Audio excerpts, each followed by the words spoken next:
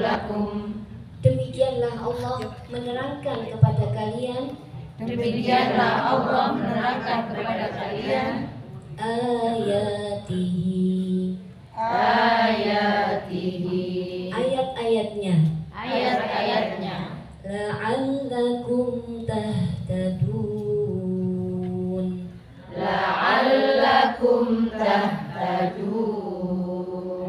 Agar kalian mendapat petunjuk.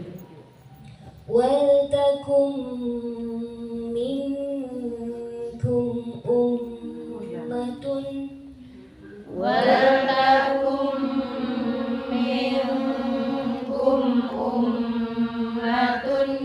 Hendaklah ada di antara kalian suatu umat. Atau segolongan orang. Yad'una ilal khairi. Yang menyeru kepada kebajikan. Wa ya'muruna bil ma'rufi.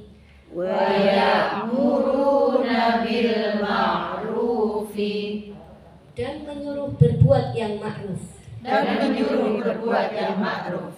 Wa yanhauna 'anil munkar.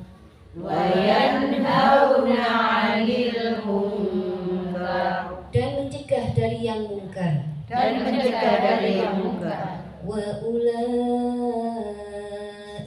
humul muflihun.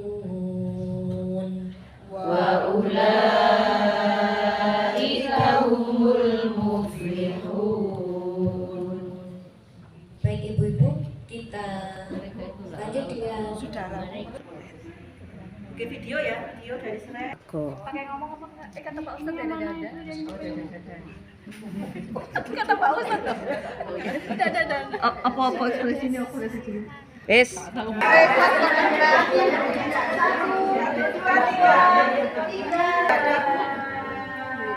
Bismillahirrahmanirrahim. Assalamualaikum warahmatullahi wabarakatuh. Waalaikumsalam. Alhamdulillahilladzi arsala rasulahu bil huda wa dinil haqq liyudhhirahu 'ala dini kulli walau karihal musyrikun. Asyhadu an la ilaha illallah wa asyhadu anna Muhammadan abduhu wa rasuluh. Allahumma shalli wa sallim ala nabiyyina Muhammad wa ala alihi washabihi ajma'in. Amma ba'du. Pertama-tama marilah senantiasa kita panjatkan puji syukur kehadirat Allah Subhanahu wa taala yang mana pada Ramadan yang ketika ini kita bisa hadir di kajian duha PCA Sukun, tentunya dalam keadaan sehat walafiat tanpa kurang satu apapun. Dan apabila ada saudara kita yang hari ini tidak bisa hadir dikarenakan satu dan lain hal, apabila ada kepentingan yang sangat penting semoga dimudahkan segala urusannya, dan apabila sakit semoga Allah sembuhkan. Tak lupa salawat serta salam senantiasa tercurahkan kepada Nabi Allah Muhammad SAW beserta para keluarga dan sahabat beliau. Baiklah ibu-ibu sekalian, sebelum kajian ini dimulai, marilah kita buka dengan doa pembuka bersama-sama. A'udzubillahi minasyaitonirrajim. Bismillahirrahmanirrahim. Raditu billahi robba wa bil Islam dinan wa Muhammadin nabiyyan wa rasulah. Hasim As'ari MPD. Allah wahdahu la syarika lah wa ashhadu anna Muhammadan ba'dah. Allahumma salli wa sallim wa barik wa kallim ala nabiyyina Muhammadin wa ala alihi wa ashabihi wa man tabi'al huda ila yaumiddin. Amma ba'du. Kalau Allah Aisyah Kecamatan Sukun yang insyaallah dirahmati Allah Subhanahu wa taala. Kita bersyukur pada kita tinggalkan aktivitas sejenak, kita langkahkan kaki kita ya ta'allama khaira.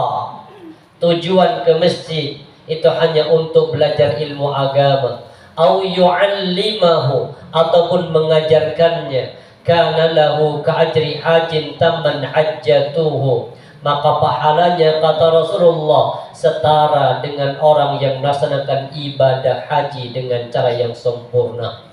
Jadi bagi hari ini kita dapatkan pahala ibadah haji, sengaja melangkahkan kakinya ke masjid. Tujuan satu hal, ingin belajar ilmu agama. Apa ada tambahan iming-iming yang lain? Ada iming-iming bukbernya? Darbrez. Kata Nabi, kanat lahu ka'ajri hajin tamman hajjatuhu, maka setara pahalanya dengan orang yang melaksanakan ibadah haji dengan cara yang sempurna. Alhamdulillah, salawat dan salam kita aturkan pada baginda Rasulullah sallallahu alaihi wasallam, suri tauladan yang terbaik, yang diutus oleh Allah sebagai khatamul anbiya wal mursalin, sebagai penyempurna di antara rangkaian diutusnya para nabi dan rasul. 124.000 nabi. Jadi ada jumlah 124.000 nabi, 313 rasul. Itu diimpamakan seperti kepingan fazal. Mulai dari Nabi Adam ditaruh fazal pertama, kemudian fazal ini sempurna ketika Nabi Muhammad diutus oleh Allah sebagai khatamul anbiya, penutup perjalanan panjang dari kenabian, wa khatamul mursalin, dan penutup perjalanan panjang dari risalah sampai kemudian turunnya agama ini dan turunnya Al-Quran sebagai penyempurna risalah. Satu hal yang kita harapkan dari Nabi Muhammad, kita ingin mendapatkan syafaatnya. Makanya Rasulullah mengatakan, kata Nabi, fa inna likulli nabiyyin da'watun mustajabah.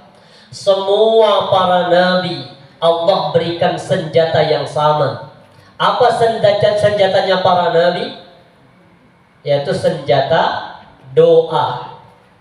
Kalau setiap para nabi punya mukjizat masing-masing sesuai dengan kondisi kebutuhan umatnya. Tapi kalau senjatanya para nabi sama, apa itu? Doa mustajabah, yang kalau sudah dipakai maka pasti doa ini Allah akan ijabahi. Maka disinilah perbedaan Nabi Muhammad dengan para nabi yang lain. Fata'ajjala kullu nabiyyin da'watahu. 124.000 nabi sudah mempergunakan senjata doanya di dunia. Jadi semua para nabi senjata doa di dunia mesti pakai. Beda dengan Rasulullah. Fa'akhba'tu da'wati syafa'atan li ummati yaumal qiyamah. Aku tahan, aku simpan, tidak aku pakai doaku di dunia, tapi nanti aku akan pakai ketika berada di padang mahsyar. Untuk apa? Syafa'atan li ummati yaumal qiyamah, agar kalau Allah izinkan aku untuk bisa berikan syafaat kepada umatku. Maka semoga kita semuanya mendapatkan syafaat dengan hadirnya Rasulullah sallallahu alaihi wasallam.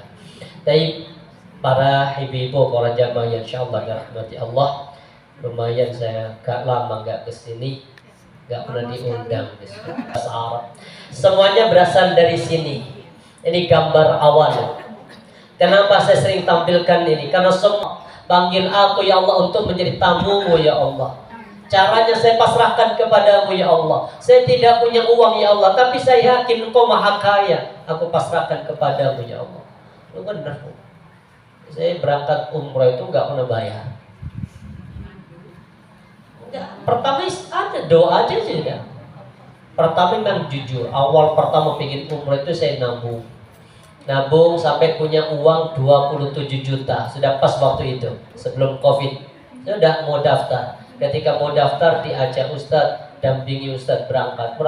Yang 27 saya pakai untuk berangkatkan ibu. Jadi pertama harus ikhtiar tuh. Karena berangkat umrah itu sekarang sudah nggak pakai uang, pakai pesawat. Iya. Baru apa? Pesawat itu pakai uang. Tapi enggak, bayang aja dulu sudah. Bayangkan, kemudian nanti berdoa kepada Allah, ya Allah, saya ingin umrah ya Allah, saya ingin haji ya Allah. Allah akan panggil dengan caranya masing-masing. Unik kok. Panggilan Allah itu medianya itu macam-macam. Ada seorang pedagang es teh, jualan ketika kajiannya Gus Miftah. direndahkan dulu, dihina dulu. Setelah rendah hina, Allah mengangkat rebutan orang mau membanggakan umrah itu. Itu benar. Dan subhanallah, akhirnya sampai berangkat 3 kali beliau umrah gara-gara apa? Dihina. Makanya kalau kajian kayak begini, jualan es saja. Siapa ngerti apa? Nggak diberangkatkan orang puasa. Tapi para jamaah rahmati Allah, ini awal sejarah mulai dari sini. Kita lihat ini gambar Ka'bah. Ka'bah ini ada 2 rukun yang disentuh oleh Rasulullah, yaitu rukun Yamani sama rukun Hajar Aswad. 2 inilah ujung atau 2 pojok ini setiap Nabi tawaf itu Rasulullah menyentuhnya. Kalau yang rukun Hajar Aswad, Nabi selain menyentuh juga menciumnya. Sedangkan kalau rukun Yamani, Nabi sebatas menyentuhnya. Kenapa? Karena sisa dari pondasi bangunan Nabi Ibrahim itu hanya tinggal sisa 2 pojok ini. Makanya Nabi menghormati Nabi Ibrahim dengan menyentuhnya di rukun Yaman 35. Walaupun di situ banyak harta, tapi dikumpulkan harta yang halal, maka terkumpul sedikit, bangunan Ka'bah dipotong, maka kemudian disisain menjadi ijir Ismail. Makanya kalau sholat di sini setara dengan sholat di dalam Ka'bah, karena memang Ka'bah masih dibangun sama Nabi Ibrahim. Jadi ini masih pondasi Ka'bah. Yang ini sisa-sisa, makanya nggak disentuh. Jadi setelah selesai Nabi Ibrahim meletakkan Hajar Aswad, ini pintu Ka'bah, disinilah multazam. Kemudian Nabi Ibrahim berdiri, menempelkan pipi kanannya, tangan kanannya ke tembok di situ sambil berdoa. Rabbana wa ba'ats fihim, ya Allah, utus ya Allah pada mereka rasulan. Jadi Quran itu sejarahnya juga dari doa Nabi Ibrahim. Utus ya Allah pada mereka ya Allah rasulan, seorang rasul. Yang diminta Nabi Ibrahim, utus ya Allah nanti di tengah-tengah penduduk kota Makkah ini rasulan, seorang rasul minhum, dari bangsa mereka. Jangan dari orang luar yang menempati kota Makkah, tapi dari bangsa keturunan mereka ya Allah. Apa tugasnya? Ada 3. Yatlu alaihim ayatik. Nanti Rasul ini ya Rabb akan membacakan ayat-ayatmu yaitu Al-Quran. Wa yu'allimuhumul kitab, dan juga akan mengajarkan Al-Quran ini kepada mereka. Selain membacakan ayat-ayat Allah Al-Quran, mengajarkan Al-Quran kepada penduduk kota Makkah. Dan ketiga, ayat kedua apa? Wal hikmah, dan juga mengajarkan al-hikmah. Ada yang menafsirkan hikmah ini mengajarkan hadis. Dan yang ketiga, wa yuzakkihim, tugas nabimu nanti ya Rabb mensucikan ataupun membersihkan mereka, dikenal dengan tazkiyah. Jadi Nabi Muhammad itu punya 3 tugas dari doa Nabi Ibrahim itu. Pertama apa? Membacakan ayat-ayat Allah yaitu Al-Quran. Selain membacakan, yang kedua apa? Mengajarkan Al-Quran dan juga mengajarkan hadis. Yang ketiga apa tugasnya Nabi Muhammad? Mensucikan, tazkiyah. Apa yang disucikan? Ada 2 yang disucikan. Pertama, mensucikan hati-hati mereka dari semua bentuk kesyirikan. Karena di kota Mekah dulu itu dikenal dengan jahiliyah. Kenapa sejarahnya kok bisa jadi jahiliyah? Habis ini kita tampilkan. Jadi Nabi Muhammad itu apa? Mendoakan, mensucikan hati-hati mereka dari semua bentuk keyakinan yang salah. Karena dulu mereka menyembah apa? Patung.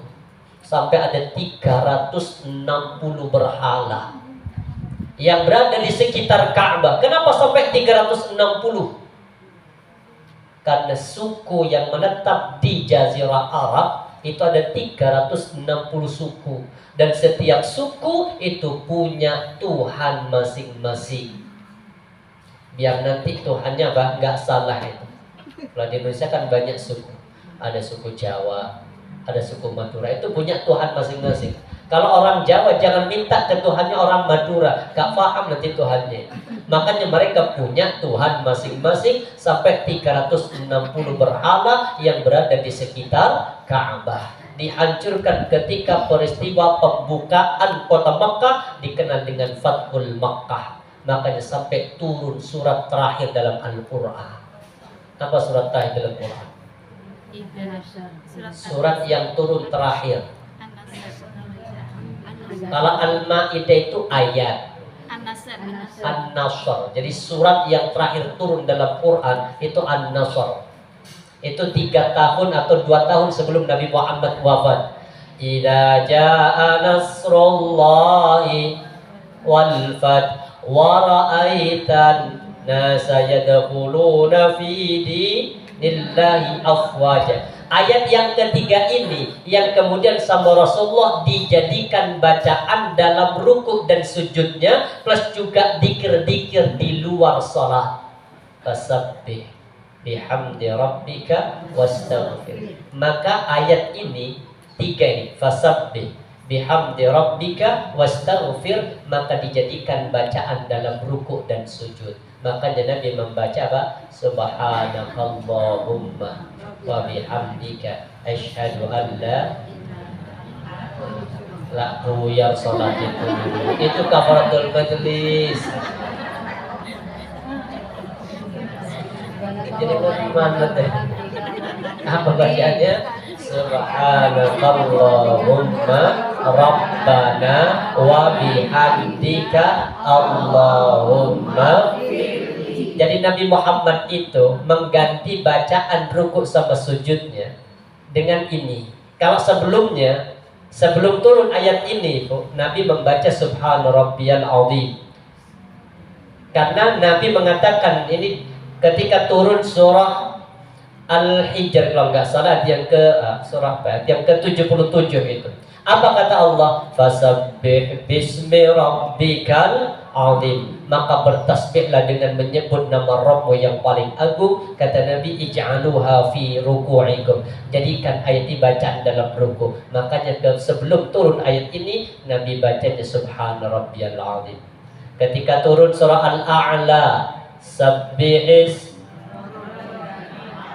kata Nabi apa? Ij'aluha fi sujudikum. Jadikan ayat itu bacaan dalam sujud kalian. Maka dibaca apa? Subhana Rabbiyal A'la. Tapi ketika turun surat terakhir sampai Nabi meninggal, diganti rukuk sama sujudnya dengan bacaan Subhanakallahumma Rabbana wa bihamdika Allahumma ghfir. Maka Nabi Muhammad itu bertujuan tazkiyah, mensucikan keyakinan penduduk kota Mekah. Kenapa kota Mekah kok jadi syirik? Ini sejarahnya nih. Ini Nabi Ibrahim punya 2 anak. Nabi Ibrahim itu dari istri pertama punya anak namanya Ishaq. Dari istri yang kedua punya anak namanya Ismail. Jadi Nabi Ibrahim itu punya 2 istri. Dari istri yang kedua lahir anak pertama, dan ini paling pertama anaknya namanya Ismail. Dari Ishak lahirlah Bani Israel namanya Ya'qub. Ya'qub kemudian habis Ya'qub siapa? Yusuf. Terus semua isinya para nabi. Makanya Nabi Ibrahim dikenal dengan Abul Anbiya, bapak para nabi.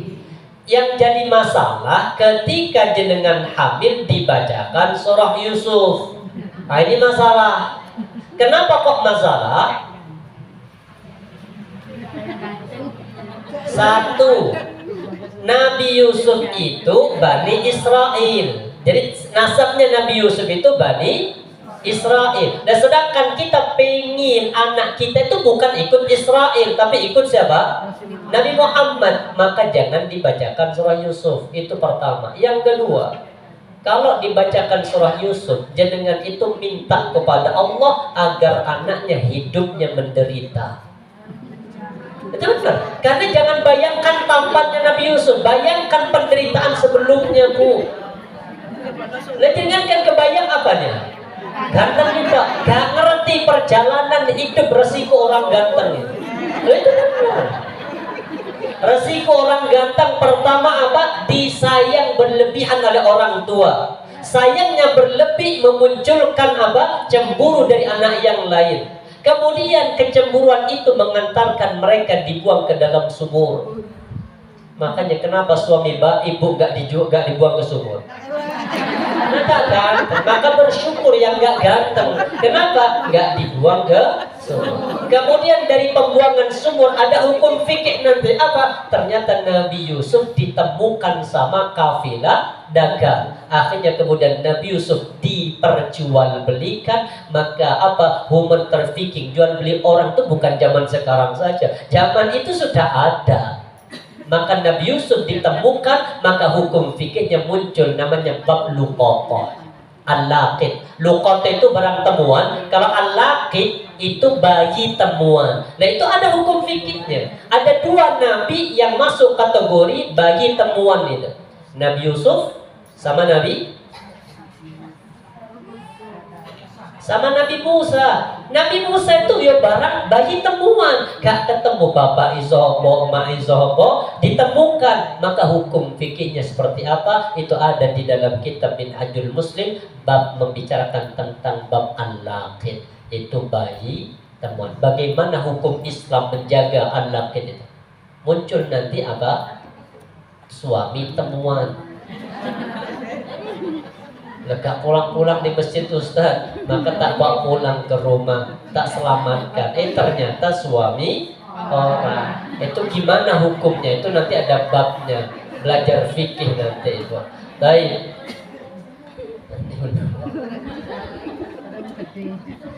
Mau dibacakan sejak umur 120 hari dari masa kehamilan, itu sudah sempurna janin itu. Makanya kalau ada orang keguguran 120 hari ke atas, maka dihukumi darah nifas. Perempuan tadi dihukumi darah nifas, bayinya dihukumi orang dewasa. Sebelum dikuburkan dia dikasih nama, dimandikan, dikafani, disolatkan. Tapi kalau keguguran sebelum 120 hari, itu dihukumi darah istihadah, darah kotor saja. Kan masih belum terbentuk itu kan, hanya sebatas apa? Gumpalan-gumpalan, belum berwujud manusia. Maka itu dihukumi darah istihadah, darah kotor. Istrinya atau ibunya tetap punya kewajiban untuk sholat. Dia tidak terkena hukum nifas. Dan bayi ini apa? Kotoran berupa darah ini sebatas darah yang tidak dibangkitkan kelak dari kiamat. Karena belum ada kehidupan. Tapi kalau sudah 120 hari, fayanfulu fihi ruh, ditiupkan ruh. Setelah ditiupkan kemudian apa? Janin sudah mulai bernafas. Sejak itulah kemudian dianggap adanya kehidupan dan telinga mulai berfungsi.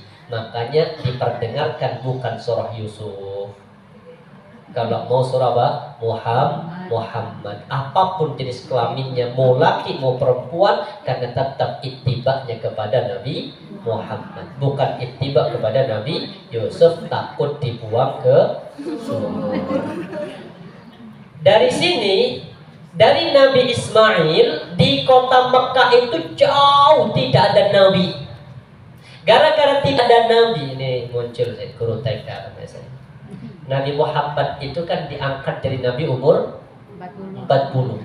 Sebelum umur 40 agamanya Nabi Muhammad apa?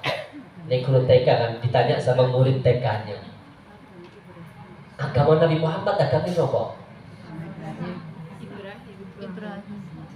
Loh kan Islam dibawa sama Nabi Muhammad. Lah kan Nabi Muhammad itu umur 40. Maka kalau ditanya apa jawabannya? Millat Ibrahim, agama Nabi Ibrahim, bukan Nasrani. Kenapa? Karena bedanya Nabi Muhammad dengan para nabi yang lain. Nabi Muhammad itu punya 6 keistimewaan yang tidak diberikan kepada nabi yang lain, yang hanya diberikan kepada Nabi Muhammad. Dari 6 ini, siapa yang tahu? 6 dapat door prize. 3 Ustaz. Dompetnya cuma 3. Musuh Nabi Muhammad itu takut mendengar nama Nabi perjalanan 1 bulan. Jadi musuh Nabi Muhammad itu gemetar mendengar nama Nabi, walaupun jaraknya perjalanan 1 bulan. 1 bulan itu bolak-balik Mekah 4 kali. Jadi dulu ke Mekah itu butuh 7 hari. Ini 1 bulan. Kemudian yang kedua keistimewaan Nabi Muhammad, Allah izinkan Nabi Muhammad dan kaum muslimin makan harta rampasan perang. Dulu tidak boleh. Khusus untuk Nabi Muhammad itu boleh. Yang ketiga, Allah jadikan tanah ini suci dan dipakai untuk menjadi tempat sholat. Kalau dulu nggak bisa, ibadah itu harus di tempatnya. Kalau sekarang dimanapun kita mendapati sholat, silahkan sholat. Hanya dua yang tidak boleh dijadikan sebagai tempat sholat itu. Apa? Kamar mandi sama kuburan. Kamar mandi sama kuburan ini aja yang tidak boleh dipakai untuk sholat. Sisanya boleh. Kandang kambing boleh? Boleh. Kandang babi? Nggak boleh. Kenapa nggak boleh? Najis. Kalau kambing, kotorannya najis apa? Pinggirkan. Dimakan dagingnya, kotorannya tidak najis. Bukan tidak najis. Semua binatang yang haram untuk dimakan, maka kotorannya menjadi najis. Jadi Nabi pernah sholat di kandang kambing, pernah. Jadi semua binatang yang halal dimakan, kotorannya. Empat. Apa keistimewaan Nabi yang keempat? Nabi Muhammad itu diutus untuk seluruh manusia, sedangkan Nabi yang lain diutus untuk kaumnya. Ini keistimewaan Rasulullah SAW. Kemudian yang kelima, Nabi itu difahamkan oleh Allah jami'ul kalim. Apa? Kalimatnya pendek tapi apa? Maknanya luas. Itu keistimewaan Rasulullah. Tinggal satu nanti PR. Tapi para zaman rahmati Allah, dari sini kemudian ini sedikit sejarahnya ya, biar paham sejarahnya sampai turunnya Al-Quran. Setelah itu Nabi Ismail menikah dengan penduduk kota Mekah. Istri pertama disuruh cerai sama suaminya. Kenapa disuruh cerai sama suaminya? Istri pertama, karena istri pertamanya Nabi Ismail itu apa? Senang bikin status. Itu benar. Makanya perempuan yang senang bikin status itu wajib hadisnya begitu loh, hadisnya. Jadi Nabi Ismail itu punya seorang istri dari Bani Jurhum di kota Mekah. Karena bapaknya jaraknya jauh, bapaknya kan di Palestina, Nabi Ismail di Mekah. Ketika beliau menikah, bapaknya tidak datang. Setelah pernikahan lama, Nabi Ibrahim pernah berkunjung ke kota Makkah, langsung disambangi rumahnya Nabi Ismail. Qadarullah Nabi Ismail tidak di tempat. Ditanya, gimana kehidupanmu? Cerita istrinya apa? Melarat pak, penuh dengan penderitaan. Itu benar. Sudah disimpulkan, ya sudah. Nanti tolong sampaikan kalau suamimu datang apa? Daun pintunya ini rusak, tolong diganti. Nabi Ibrahim pulang, Nabi Ismail datang, kemudian apa? Cerita, mas tadi ada laki-laki, mas ciri-cirinya begini. Apa yang dia pesankan? Kamu disuruh mengganti daun pintunya. Apa kata Nabi Ismail? Itu adalah ayahku dan aku disuruh menceraikannya. Kenapa? Karena perempuan yang tidak bisa menjaga aib rumah tangganya ini tidak bagus untuk menjadi ibu dari anak-anaknya. Makanya sesulit apapun rumah tangga, jangan diubah, tapi apa? Sembunyikan, disyukuri. Karena masih banyak orang yang jauh lebih berat kehidupannya daripada kita. Ini gambarannya. Baik, kemudian akhirnya Nabi Ismail menikah lagi dan punya 12 anak laki-laki. Dari 12 anak laki-laki ini, anak yang kedua namanya Qidar. Dari Qidar inilah lahirnya Nabi Muhammad. Dari Qidar lahirnya namanya Adnan. Dari Adnan itu cikal bakalnya lahir Nabi Muhammad. Makanya Nabi Muhammad itu punya kakek yang ke-22 di atasnya namanya Adnan. Maka penduduk kota Mekah disebut dengan Adnaniyah. Adnan ini dari Qidar. Jadi Nabi Ismail punya 12 anak laki-laki. Baik. Kemudian doa Nabi Ibrahim tadi, ya Allah utus pada mereka seorang rasul ya Allah, maka setelah ribuan tahun maka Allah terima doa itu dengan turunnya surah Al-Baqarah 151 itu. Kama arsalna fikum rasulan, sebagaimana kami mengutus pada kalian seorang rasul minkum, dari kalangan kalian sendiri. Jadi ini jawabannya Allah atas doa Nabi Ibrahim. Makanya kalau ditanya kenapa Nabi Muhammad lahirnya di kota Mekah, kenapa kok enggak di Kanjuruhan, apa di Kanjo, apa di mana terserah. Kenapa kok di kota Mekah?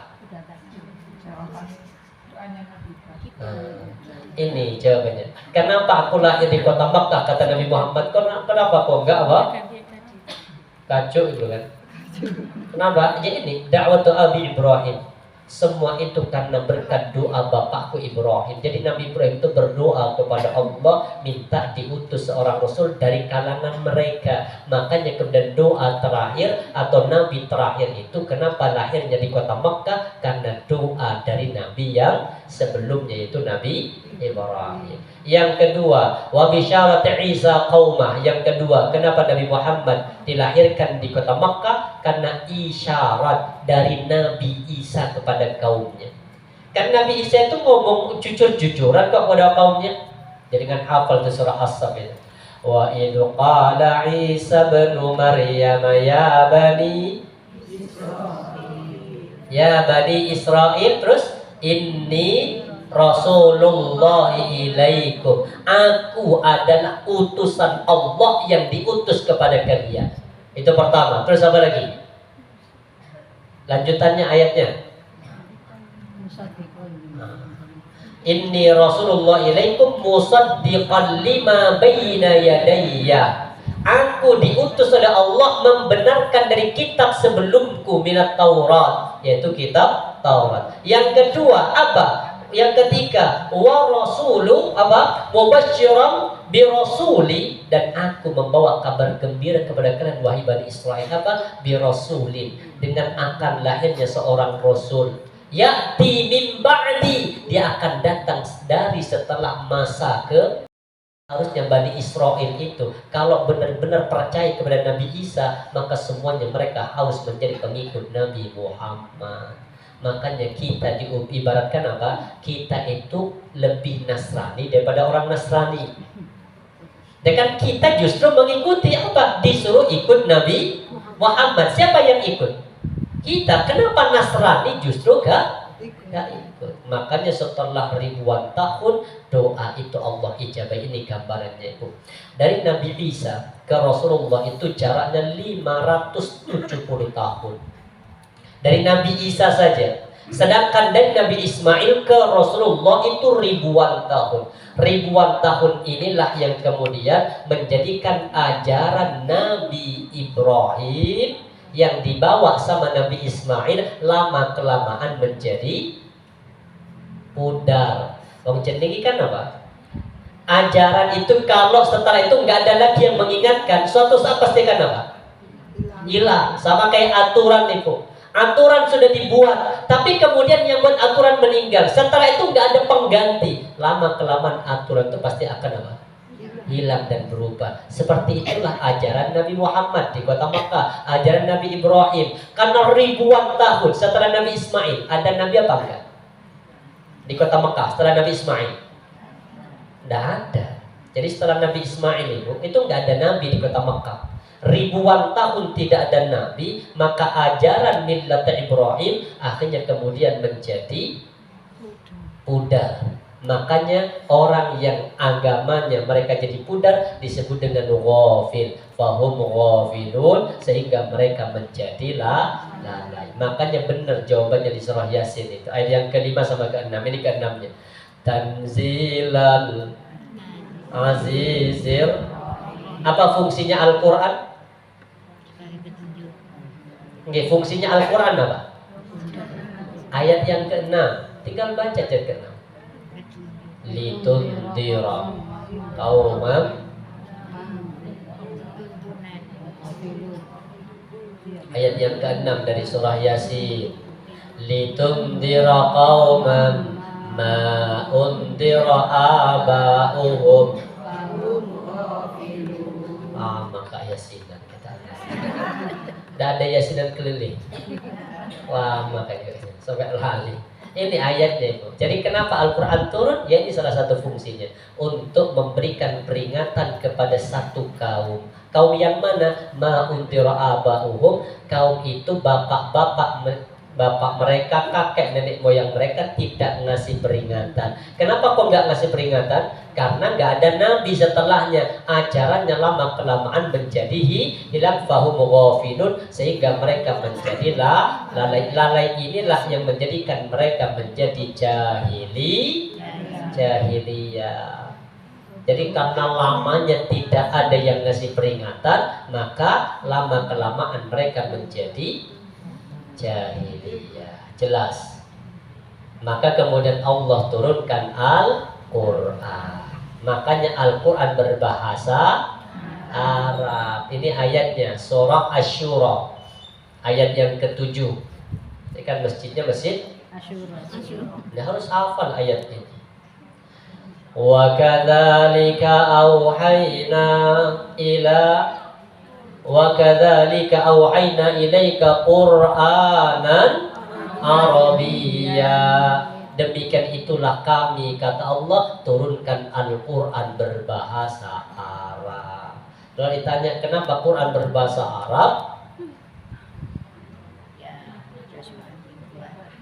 Karena yang dikasih peringatan itu penduduk kota Makkah. Aslinya itu mukhatabnya, lawan bicara yang dikasih peringatan oleh Allah secara khusus itu hanya kota Makkah. Makanya nih, litundira ummal qura, untuk ngasih peringatan kepada penduduk Ummul Qura, kota Makkah. Jadi kalau ditanya kenapa Quran berbahasa Arab, karena Quran itu diturunkan untuk ngasih peringatan kepada penduduk kota Makkah. Baru setelah kota Makkah terkena peringatan semua, bergeser. Apa bentuk bergesernya? Wa man haulaha, dan kepada semua orang yang di sekitar kota Makkah. Ini tahapannya. Kalau ditanya kenapa Quran kok berbahasa Arab, Ustaz? Ya karena memang Allah menurunkan Quran ini murni khusus kepada siapa? Kota Makkah. Secara khusus, secara umum untuk seluruh. Makanya disebutkan waman haulaha, dan ke sekitarnya. Itu fungsi Al-Quran pertama, pemberi peringatan kepada penduduk kota Makkah. Kenapa berbahasa Arab? Karena bahasa yang paling mudah untuk dipahami itu ya bahasa Arab. Jadi kan kalau nggak percaya, coba pas ke Makkah, anak-anak kecil itu ngomong bahasa Arab, pintar-pintar mereka. Itu benar. Orang Arab. Ya Allah, pas nanti pas umroh, anak-anak kecil belum sekolah ngomongin bahasa Arab. Tiba-tiba pintar ya mereka. Ternyata bahasa Arab itu bahasa yang paling mudah. Lah belum sekolah harus pintar ngomong bahasa Arab, apalagi nanti setelah sekolah. Karena mereka memang lahir di Arab. Tajam bahasa Jawa ya gak paham mereka. Tapi para jamaah rahmati Allah, yang kedua apa fungsi Al-Quran ini? Wa tundira yaumal jam'i. Al-Quran memberikan peringatan tentang adanya hari kiamat. Jadi dua fungsi Quran di sini. Pertama apa? Ngasih peringatan kepada penduduk kota Makkah dan sekitarnya. Yang kedua, ngasih peringatan tentang akan adanya masa depan, namanya hari kiamat. Bagi orang beriman apa? La raiba fi, sedikit pun tidak ada keraguan. Ragu apa enggak tentang hari kiamat? Enggak ragu. Kalau ngerti nggak ragu, kenapa utangnya belum dibayar? Banyak orang itu punya utang tapi gak gelem. Ya. Yakin apa enggak dengan adanya hari kiamat? Semua nanti di hari kiamat itu kan pasti akan dikembalikan kepada haknya. Ini kan perjalanan gitu. Baik, sedikit keutamaan bahasa Arab ini juga di Quran ya. Walaqad darabna lin-nasi fi hadzal Qur'an min kalimatan la'allahum yatadakkarun. Qur'anan Arabiyya. Quran itu berbahasa Arab. Ghaira dhi iwaj. yang tidak ada kebengkokan, tidak ada kesalahan di dalamnya, la'allahum yattaqun. Kata Syekhul Islam Ibnu Taimiyah, al-lisanul arabi syiarul Islam wa ahli. Bahasa Arab adalah syiar Islam dan syiar Islam untuk kaum muslimin. Jadi bahasa Arab itu adalah syiar Islam sama syiar kaum muslimin. Makanya belajar bahasa Arab. Dalam hadis ada hadis itu. Kata Nabi apa? Ta'allamu al-arabiyyata li talatin. Belajarlah kalian bahasa Arab karena 3 hal. Yang pertama, li'anni arabi, karena aku sendiri, kata Nabi, orang Arab. Berarti ketika jenengan cinta Nabi dan juga cinta bahasa. Saking cintanya bahasa Arab, makanya banyak bahasa Arab yang dipakai ke bahasa Indonesia. Apa? Bahasa Arab yang dipakai ke bahasa Indonesia? Musyawarah, itu bahasa Arab. Majelis, bahasa Arab. Ilmu, bahasa Arab. MPR, Majelis Permusyawaratan Rakyat, semua ini bahasa Arab. Benar. Bahkan apa yang jaringan biasanya pakai itu bahasa Inggrisnya blender apa? Mixer. Itu dari bahasa Arab itu. Iya. Dari kata apa?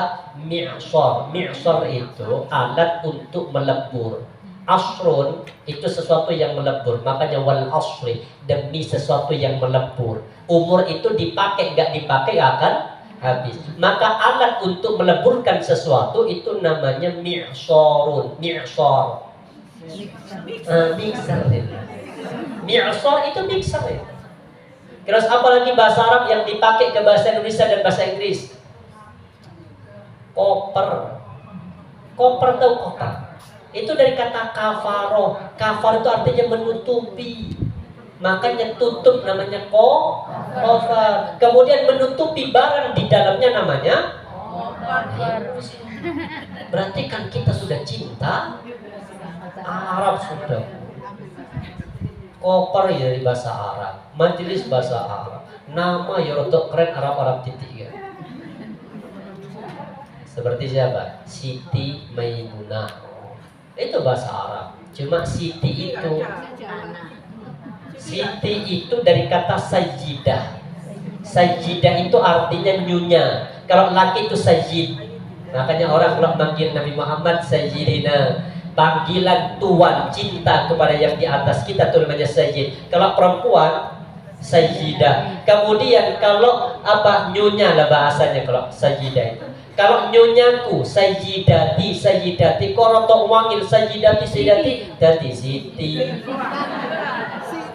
Jadi siti itu singkatan dari sayyidati, nyonyaku, wanita yang terhormatku namanya sayyidati. Kemudian dati siti. Siti itu artinya tidak ada, yang ada artinya itu situ. Baik. Kemudian ini kata Ibnu Katsir, "Falihada anzala asyrafal kutub bi asyrafil lughat." Kata Ibnu Katsir ketika menafsirkan ini, Quran dan Arabiyah. Quran itu berbahasa. Apa kata Ibnu Katsir? Allah menurunkan kitab yang paling mulia, asyrafal kitab. Kitab yang paling mulia bi asyrafil lughat, dengan bahasa yang paling mulia. Jadi bahasa yang paling mulia itu bahasa Arab. Buktinya apa? Para malaikat nanti bertanya ke jenengan itu bahasa Arab. Mulai dari alam ruh, alastu bi rabbikum, bahasa apa itu? Arab. Bukankah aku Tuhanmu? Nanti ketika berada di dalam kubur juga ditanya, man? Jangan gak perlu jawab, gak paham malaikat, tulis bahasa Jawa malaikat. Gak bisa, malaikat tidak paham. Makanya man rabbuka wa man nabi wal Quran Arabi. Quran juga bahasa Arab yang paling indah. Wa lughatu ahlul jannati fil jannati Arabi. Bahasa yang dipakai nanti di dalam surga juga bahasa Arab. Makanya kalau jaringan masuk surga gak bisa bahasa Arab, bingung. Wis di surga minta ke malaikat, malaikat anak minta buah nih kan. Cuma kan gak paham. Itu malaikat segini gitu. Malaikat tuh bingung, ini dalam bulan semongkok, lemot.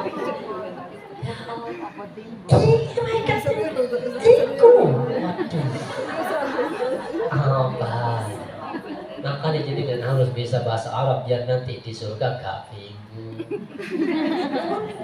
Ya kan jadi kan pengen makan kan di surga. Pengen makan apa? Gak ada Google Translate di surga itu gak ada. Lah paketannya habis tuh. Nah, makanya sampai dikatakan itu ditanya, ma awwalu ta'amin ya'kulu ahlul jannah ya Rasul, makanan apa yang pertama kali dimakan oleh penduduk surga nanti di surga? Ya, jadi kan pengen makan apa pertama kali di surga? Kalau mau surga, yang kebayang jadikan pertama makanan sing kebayang masuk surga itu jadikan pengen dahar apa? Hah? Sate yang pertama kali diincip itu apa? Saya juga jawabannya, di luar nurul. Jawaban Rasulullah apa? Ziyadatu kabitin hudin. Kata Nabi apa? Liver ikan paus. Itu benar. Pertama kali makanan yang dicicipi sama penduduk surga liver atau hati ikan paus. Di luar nurul kan? Kebayang jadi kan apa? Baik, para zaman rahmati Allah, jadi bahasa yang paling mulia bahasa ala asyrafir rasul. Kemudian Quran turun kepada nabi atau rasul yang paling mulia. Bisa farati asyrafil malaika, lewat malaikat yang paling mulia. Wa kana dzalika fi sirafiqa'il ardi, dan juga Allah turunkan di tempat yang paling mulia namanya kota Makkah. Wa tidak inzalahu fi asrafi syuhuris sana, kemudian turunnya juga di bulan yang paling mulia bahwa Ramadan, di bulan Ramadan. Fakamala min kulli wujuh, maka sempurnalah Al-Quran dibanding dari segi segala apa pandangan itu. Pertama, kitab yang paling mulia Al-Quran, benar kan? Sampai Allah katakan apa? Inna nahnu nazzalna dzikra wa inna lahu lahafidun. Kami yang menurunkan Quran, kami pula yang akan menjaga kemuliaan Al-Quran. Selain kitab yang paling mulia, yang kedua apa?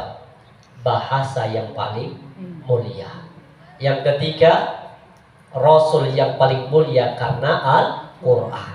Kemudian apa? Malaikat yang paling mulia. Siapa malaikat paling mulia? Malaikat Jibril yang menurunkan Al-Quran. Kemudian terjadinya turunnya Quran di bumi yang paling mulia, yaitu apa? Mekah. Makanya Mekah itu kota yang paling mulia. Bentuknya apa? Kalau di haram itu, jadi dengan berbuat baik di sana setara dengan 100.000 pahala dibanding kita berbuat baik di luar kota haram. Wa bitida'in inzalu fi isyrafi syuhuris sana wa Ramadan, dan diturunkan pada bulan yang paling mulia yaitu bulan Ramadan. Makanya manusia paling mulia itu siapa? Umat paling mulia. Nah, kenapa? Karena Al-Quran. Malam paling mulia Lailatul Qadar. Kenapa? Karena Al-Quran. Kemudian kota yang paling suci, kota apa? Makkah, dan lain sebagainya. Itulah keistimewaan apa? Al-Quran. Jelas? Baik, sebentar kemudian. Inilah kehidupan kita itu, perjalanan panjang itu sampai nanti ke surga ataupun ke neraka. Ini perjalanan panjang kehidupan manusia. Wa kadzalika auhayna ilaika Qur'anan Arabiyya litundira ummal qura man haulaha wa tundira yaumal jam'i la raiba fi. Puncaknya di sini. Fariqun fil jannah. Sebagian nanti orang akan berakhir di surga, wa fariqun fis sa'ir, dan sebagian yang lain manusia akan berakhir di dalam neraka. Jadi perjalanan destinasi manusia itu, mati itu bukan segalanya. Mati itu bukan akhir dari perjalanan panjang kita di dunia. Walaupun sebagian orang memahami, habis mati apa? Beres apa? Seolah kemudian mati sudah selesai. Makanya ada orang punya utang, ingin menyelesaikan utangnya dengan cara apa? Bunuh diri. Padahal mati, kata Rasulullah apa? Innal qabra awwalu manazil akhirah. Mati adalah gerbang utama untuk memasuki kehidupan akhir. Faman naja, maka barang siapa yang sukses ketika berada dalam kubur, fama ba'du aisar minhu, maka perjalanan setelahnya jauh lebih mudah daripada apa yang dia rasakan di dalam kubur. Ini gambarannya. Baik, maka yang bisa menjadi penuntun kehidupan kita itu siapa? Al-Qur'an. Sampai Nabi berpesan apa? Taraktu fikum, lupa hadisnya.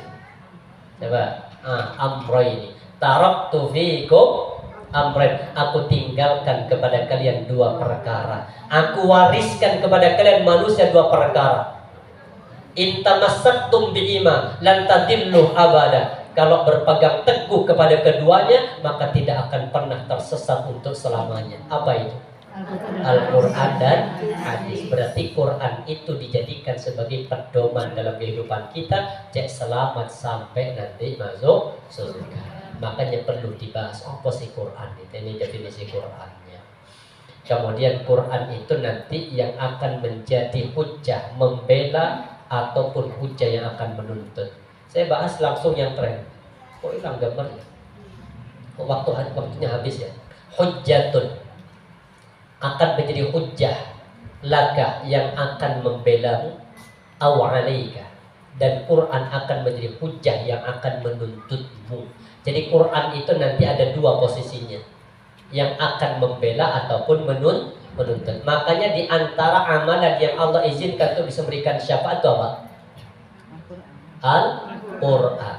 Makanya nanti ketika berada di padang mahsyar, di saat kita dihisab, Al-Quran itu akan datang untuk bisa membela. Makanya ada dua nanti posisi Quran.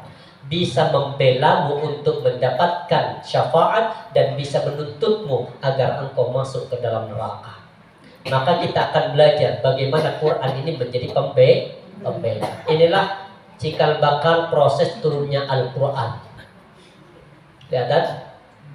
Ini proses turunnya Al-Quran. Jadi Quran itu turunnya ada dua cara atau ada dua tahap turunnya Quran itu. Quran berapa kali turun? Berapa kali Quran turun? 2 kali. Berapa lama Al-Quran turun? 23 tahun. Kita lihat proses ini ya, transmisinya Al-Quran. Al-Quran itu bukan makhluk, tapi kalamullah. Al-Quran itu sudah sempurna. Allah simpan semuanya di Lauhil Mahfuz. Kemudian Allah menurunkan dari Lauhil Mahfuz ke Baitul Izzah, langit dunia.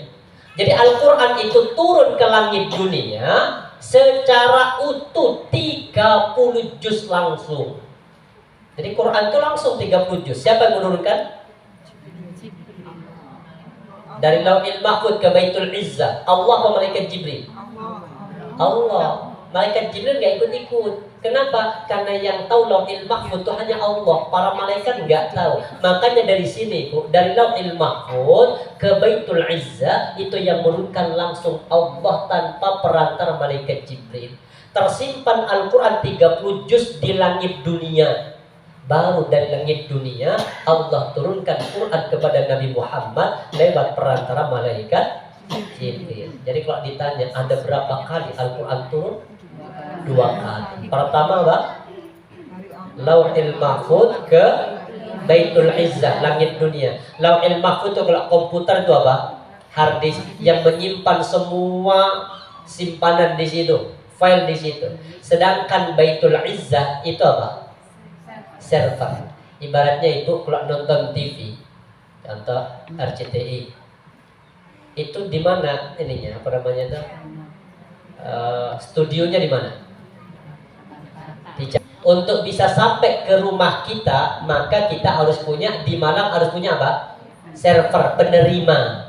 Maka Baitul Izzah itu disebut dengan penerima. Dari server di Malang ini disalurkan kepada rumah-rumah yang di dalamnya ada TV. Model kayak gitulah Al-Quran turun. Jadi Al-Quran itu bukan dibikin ketika ada peristiwa. Selama ini kan kita ada peristiwa begini, kemudian Al-Qurannya turun. Seolah mari anak peristiwa baru apa? Bagian dari sejarah apa? Al-Quran. Contoh ibu, masalah pernikahan saja. Nabi Muhammad itu pernah ditegur oleh Allah gara-gara menikah sama siapa? Ada nih bukti bukti kesempurnaan Al-Quran itu. Ada contoh Nabi Muhammad menikah dengan seorang sepupunya Nabi. Siapa? Zainab binti Jahsy. Beliau menikah dengan Zainab binti Jahsy. Zainab binti Jahsy itu kan sepupunya Rasulullah, tapi setelah dinikahi sama siapa? Sama anak angkatnya Rasulullah, bernama siapa? Zaid bin Haritha. Jadi beliau itu dilamar dulu Rasulullah, dinikahkan dengan Zaid bin Haritha. Ini bukti kebenaran Al-Quran. Enggak disebut. Kemudian setelah itu Rasulullah kemudian apa? Minta kepada Zaid bin Haritha mempertahankan pernikahannya. Ternyata cerai. Kenapa cerai? Karena jomplang itu, gak sekufu. Zaid bin Haritha itu budak, sedangkan istrinya itu wanita terhormat. Tapi karena Nabi yang minta untuk menikah, maka tidak ada pilihan yang lain, maka akhirnya menikah. Pernikahan itu gak tahan lama sampai terjadilah perceraian. Ini karena kewajiban kita. Wa ma kana lil mu'minin wala mu'minatin idza qadallahu rasul amran yakun lahumul khiyaratu min amrihim. Kalau Allah dan Rasulnya menetapkan sesuatu, tidak ada pilihan yang lain bagi kita. Ya sudah, sami'na, terlepas urusan cinta. Kalau jaringan bilang apa? Enggak ya Rasul, bukan tipe saya itu. Mungkin ya, enggak menolak, tapi subhanallah, enggak ditolak, diterima saja. Setelah diterima, apa yang terjadi? Kemudian tidak lama bercerai. Setelah bercerai, Allah minta Nabi Muhammad menikah dengan Zainab binti Jahsy. Dan ternyata itu kan sudah sempurna Al-Quran. Proses pernikahannya itu Al-Qurannya dulu ada, apa peristiwanya dulu ada? Al-Qurannya ada. Makanya pernikahannya Zainab binti Jahsy dengan Zaid bin Haritha itu by design, sesuai dengan perintah Al-Quran. Setelah itu kemudian cerai. Setelah cerai kemudian Allah minta Nabi Muhammad nikahi Zainab binti Jahsy. Kalau mau dinikahi kenapa nunggu? Janda kan? Kenapa kau gak nikahi ketika masih gadis? Ternyata di situ Al-Quran sempurnanya. Apa? Kenapa nikah dulu sama Zaid bin Haritha? Untuk menghilangkan dua keyakinan tersesat, yaitu keyakinan jahiliyah. Satu, mereka mengatakan anak angkat itu setara statusnya dengan anak kandung. Makanya dulu mereka menyebut Zaid bin Muhammad. Sampai Allah turunkan Al-Ahzab ayat yang keempat sama 5 itu. Larangan memanggil anak angkat dengan bapak kandung, karena mereka orang yang berbeda, bahkan bukan mahram. Seorang anak angkat itu tidak mahram kepada bapak angkatnya, kecuali tapi sama istrinya bukan mahram. Ketika ibu di rumah punya anak angkat yang tinggal satu rumah, maka ibu tidak boleh melepaskan bagian luarnya. Artinya nggak boleh pakai daster, tetap harus tertutup. Kenapa? Islam mengatur demikian. Loh Ustaz, gimana caranya cek dia jadi mahram? Disusui. Loh Ustaz, saya ngambil anak umur 18 tahun, susui.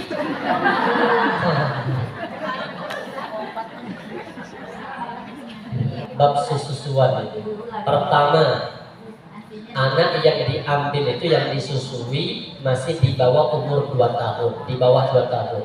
Yang kedua, dia menyusui sebanyak 5 kali susuan dari lapar sampai kenyang. Itu namanya susuan. Kalau umur 18 disusui sampai kenyang tidak mempengaruhi. Dan terus siapa cara disusui anak itu biar jadi mahram? Ternyata Islam mengatakan anak angkat dia orang asing. Istrinya anak angkat, ketika nanti cerai boleh mertua angkatnya untuk nikah. Itu Rasulullah mencontohkan demikian. Biar apa? Biar tahu batasan mana mahram dan mana yang tidak mahram. Yang kedua, kenapa Nabi menikah dengan Zainab binti Jahsy?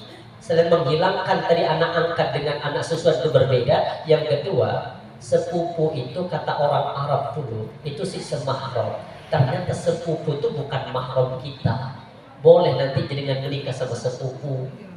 Orang jahiliyah dulu bang yang katakan sepupu ya sih semahram, padahal yang semahram itu ponaan, anaknya kakak sama kita itu mahram. Tapi anak kita sama anaknya kakak sudah apa? Sudah bukan mahram, namanya sepupu. Maka boleh menikah, sepupu itu boleh menikah. Yang nggak boleh menikah itu sekampung, itu nggak boleh berpisah. Itu benar. Nggak boleh menikah sekampung, sekantor itu juga nggak boleh. Kenapa? Kebanyakan. Lain waktu kita lanjut itu, ini masih banyak pembahasan.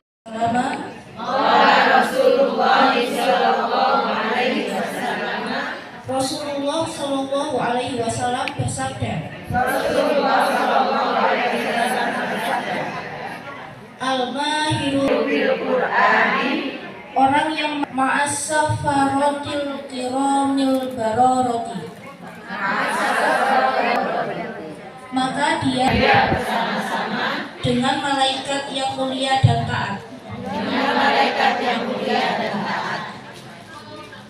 Walladzi yaqra'ul Qur'ana, sedangkan orang yang membaca Al-Qur'an, wa huwa yashtaddu, dengan sulit, alaihi lahu ajroni, maka baginya dua pahala. Rawahu Muslim, hadis riwayat Muslim.